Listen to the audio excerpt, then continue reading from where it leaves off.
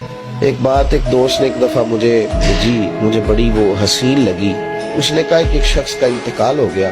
وہ جب اس کو دفن کرنے لگے جنازہ پڑھ کے تو ایک آدمی نے اس کی چارپائی پکڑ لی. اس نے کہا اس نے میرا 45 لاکھ روپیہ دینا ہے. پہلے پیسے دو گے پھر دفن کرنے دو. پیسے دے دو دفن کر دو. 3 بیٹے بھی تھے تو جائیداد بھی تھی, سارا کچھ تھا. ان 3 بیٹوں سے لوگوں نے کہا کہ تیرے ابے کو وہ دفن نہیں کرنے دے رہا, شور ہے. تو اور وہ بندہ بھی وہ تھا جو بڑا قریبی تھا اس کا, اس کے والد کا پارٹنر تھا, تعلقات تھے. تو اس نے کہا کہ پہلے پیسے دو پھر دفن کرنے دو. اب وہ 3 بیٹے کہنے لگے کدھر سے پیسے دے, 45 لاکھ ہی کہہ دیا ہے. ہمیں تو ابا نے کوئی نہیں بتایا, حالانکہ جائیدادیں ہیں, مکان ہے, سارا کچھ ہے. تو بھائی ہم کدھر سے دے, تھوڑے 2-4 لاکھ کی ٹھیک ہے, وہ تھوڑا سا کرے نرم رویے کو تو ہم کرتے ہیں, شور تو ہے, لیکن کدھر سے دے 45 لاکھ. جب بات بہت تیز ہو گئی, شور ہو گیا, وہ انسان مجنون بن کے اس نے چارپائی تھامی ہوئی ہے, کہتا نہیں پہلے پیسے دو گے پھر دفن کرنے دوں گا.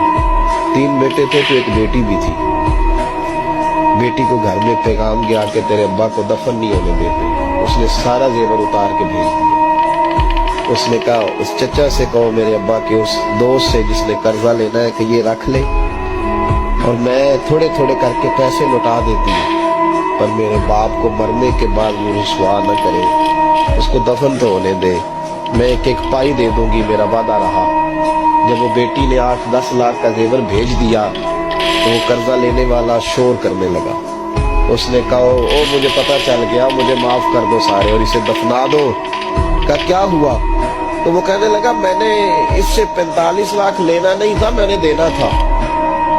تو میں غور کر رہا تھا کہ اگر تو میں نے اعلان کر دیا نا کہ 45 لاکھ میں نے دینا ہے تو 110 نکل آئیں گے وارث کہ مجھے بھی دو مجھے بھی دو. تو میں نے یہ رویہ اس لیے اختیار کیا ہے کہ میں دیکھوں اس کا اصل وارث ہے کون.